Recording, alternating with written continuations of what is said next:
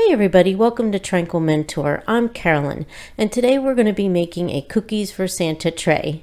The tray is made from reclaimed fence pickets and some scrap wood that we found in our garage. We'll be putting the dimensions in the description. We used an SVG file from Etsy, and the handles are a 3D print image, and we'll link those in the description below as well. The cookies are made of air dry clay, and the carrots and clay are from Dollar Tree. Santa's milk is from a recycled barbecue sauce bottle. The lettering for this project is made on the Cricut Maker 3 using red and white 351 Oracle vinyl. To make the clay cookies, I used this 2 packets of this air dry clay. It's white. I got it from Dollar Tree, and they usually have it in the children's section, and they do have other colors, yellow, red, and I chose white. I figured I'd be able to work with it a little bit better and paint it and everything. And just pulling it apart, it's very lightweight compared to, the Fimo type clay. And then I just roll it into a ball, and I'm flattening it out to make it more into that chocolate chip cookie shape. And then around the edges here, I'm just going to pull them out and stretch it a little bit just so it kind of looks like it's just, a fresh baked cookie. Then I'm going to take the end of my detail brush here, and I'm going to make little indentations where the chocolate chips are going to go. And normally what I would do is probably put the chocolate chips in there now, but I didn't do that. So, we'll just move along here, but I'm just making the rest of them. I decided that I would make 4 cookies total. And this one, I'm just going to keep pinching and pushing in the edges just to get that consistency that I'm looking for. And the more imperfect that it looks, the more realistic that it looks. And of course, they're air dry cookies, so they're not going to look like the real thing, but it will certainly help. And then I'm going to take this, it's a weeder tool from Dollar Tree, and this one's good for crafting and everything, and I use it for other things. And then I have a regular weeding one from Dollar Tree. But I'm making this look like there's a bite taken out of it because, Santa came, and he, I always used to get really excited when I would think that, that Santa had taken a bite out of the cookies and that he was able to eat some. And it always made me feel good. And again, I'm just putting in the indentations with the back of my detail brush. And these are going to take, on the package it says 48 hours, I think, or 72 hours. So I was a little bit late to the party there. But anyway, I have some brown paint here, and this is from an old project or an earlier project that I did. They are 3D printed Skittles, and I had a bunch left over from my wreath.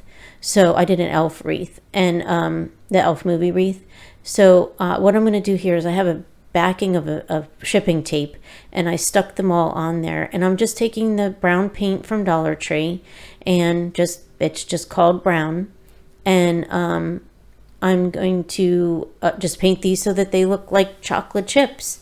And they were perfect for it. I would have liked them to really look kind of more like a chip, but when I 3D printed them, they didn't, I just, didn't have that extra little poof on the top there. It just didn't go through for me. I'm still learning. So anyway, what I'll do is I painted them all, and I'll let them dry. And then they'll go in, after they're dry, they're going to go in the little indents that I made in the chips. And I'm just making, what I did was I took different color paints. One of them was ivory, and the other one was a vanilla, I believe that is.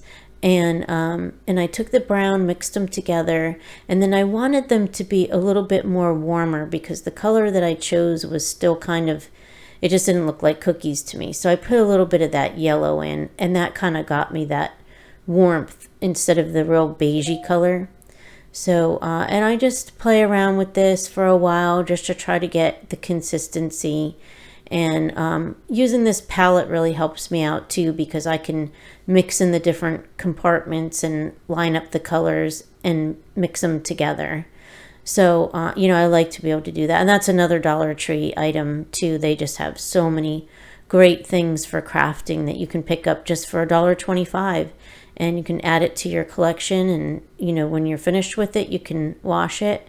I usually do use paper plates when I'm doing something like this, because these are coated paper plates and they don't, the stuff doesn't stick to them.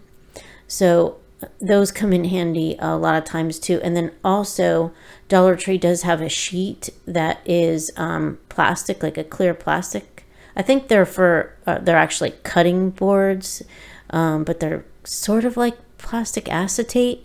And I use that once in a while too. You'll probably see that in the video later. But those are easily washable.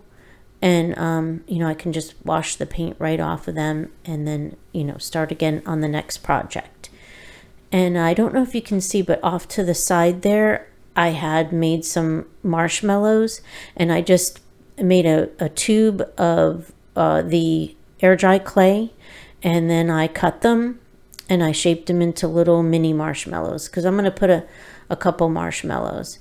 Now here I take a stenciling brush, also from Dollar Tree, my favorite crafting place, and I'm making a texture with the brown paint, and it's a dry brush. Now here's my file cut out on the Etsy file, cut out from the Cricut maker. And I'm going to pull that off with my transfer tape. And then right here our little chips are dry, so we'll get those little chips put in the holes. And I'm going to just hot glue them in there, just for kind of speed, because this Santa tray is a little bit behind schedule. But you know, I will just hot glue them. And what I ended up doing was kind of putting the hot glue over to the side and just on the edge there. And then I just kind of tilt the chocolate chip in there just to get it glued. It's not really flush with the side. And then I'm just, any glue that I get, you know, I'm just cleaning off. And I'm sure there's many other ways to do this, you know, just with regular, even just white glue or clear glue, anything like that, school glue. And then here we are, all the pieces are glued in. There's the marshmallows, and there's just a couple of areas that needed some touch up, and I don't think you could see in the camera right now, but there is some texture on there on the cookies. And here is that vinyl Etsy file that I got online, and I'll have that link below. And then I couldn't find the handles that I wanted, and I knew what I wanted. So I had gone through Thingiverse, and I found this. Somebody had made this. And so I printed it out, and I spray painted it with Rust-Oleum Gold Metallic. And then I put my Behr wax, B-E-H-R, and I will link that below in the description box as well. And I just ran, after that metallic gold was dry, I just went over it with the Behr wax, and it gave it that sort of aged look. I wanted it to look old, you know, that had been laying around for a long time. And right here, I'm attempting to, you know, measure out. I'm not really great with measuring things out. I really don't like to, but I just wanted these to look somewhat even. So I'm getting a little bit of marks. And then also when I made the tray, I just stained it with a very light, you know, a cup of water. And then I put the brown paint front in it from Dollar Tree, just a couple of squeezes, and that gave me a stain, you know, of this brown color. And I just got it to where I wanted it. Mostly it's water, and then, you know, a little bit of pigment from the paint. And then I did 2 coats of that to get what I wanted. And, you know, sometimes the stain really smells, and it just smells up the whole house, even if I do it in the garage. And, you know, I mean, even if I open the garage door, it just smells so bad. It takes so long to get out of the house. So I really do like to do just the acrylic paint in water and then make my own stain. It's not going to go outside or anything, but I, you know, will coat this probably just with Mod Podge or something. And then on the top pieces there, you can see where I put the nails in. I put a wood filler in, and I probably won't do that again. Next time I'm just going to leave the nails exposed because I think it just shows up a little bit. But I mean, it's just a craft, so it's not anything that, you know, it's not going to be sold or anything like that. It's just for us. So and it's just for show. It's not going to have food on it or anything like that. So it's fine for what it's going to do. And then here, as I'm making these markings, I'm getting a little bit crazy with them, but you know, it'll be good. And then I can, if I use the pencil, I can erase it. And then what I'm doing here too is just getting a little bit last measurements and trying to get it as straight as I can without trying to make too much of a fuss here. But that's probably getting a little bit too carried away. You could really just eyeball this. And I didn't even screw it in or anything. I'm just going to hot glue them on.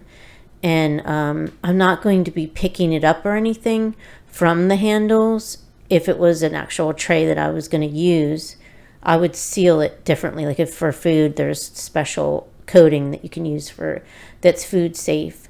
And then I would, you know, certainly use metal handles and I would, you know, screw them in there into the wood. But we didn't have to worry about that now. That's what was so much fun. So these are hot glued on. And I really like the way that they turned out. It gave me exactly that look I wanted. And I was so lucky to find the file, the 3D print file, you know, just to get the actual kind of antique-y, old-fashioned look that I wanted. And the cookies are coated also with Mod Podge. And I just did a couple coats front and back because I want to have this year after year and store it away. And then have, you know, the cookies. And here are some of the reindeer carrot treats for the reindeer. And those are the Dollar Tree carrots. They'll have them out usually around springtime. And I hold on to them and I just buy a bunch of them because I use them for so many things. And then here's a straw, red and white straw that I put in. I put white paint in and just kind of like swirled it around. And then I cut out Santa's milk with the red vinyl, and I just used the Inkscape to do that, and pulled down a font in Inkscape, and I'll link that below too. And it's a little bit different, but this file that I got from Etsy for the tray is customizable, so you can put love, and then you can fill in, you know, your family members. I just wanted to put us in there. And I'm just so excited. I have always wanted one of these trays. And I would look online all the time. And I thought, you know, I do have some scrap wood in here. I'll just try to, you know, make one on my own. This is such a magical time of year. And I just remember back, you know, putting out milk and cookies for Santa and how great it made me feel. And just it's just such a wonderful time to just relax and do your crafting and have some fun and really take in Christmas. You know, I mean, it's just so worth it. And I really appreciate everybody watching this video today. And also, if you make one, please tag me on Instagram. It's at Tranquil Mentor. And I would love to see how yours turned out. And it just is really, I really appreciate that when somebody remakes something. And these dimensions aren't really, you know, they don't have to be done exactly. I mean, anything that you find can be made into a tray. You don't even need handles. You could do leather. You could do rope. Just take rope, tie it in a knot around and make faux handles. The sky's the limit with this project. And I hope everybody has a wonderful, happy very Merry Christmas, and thanks for watching my video today, and I will certainly see you in the next one. Happy holidays, everyone!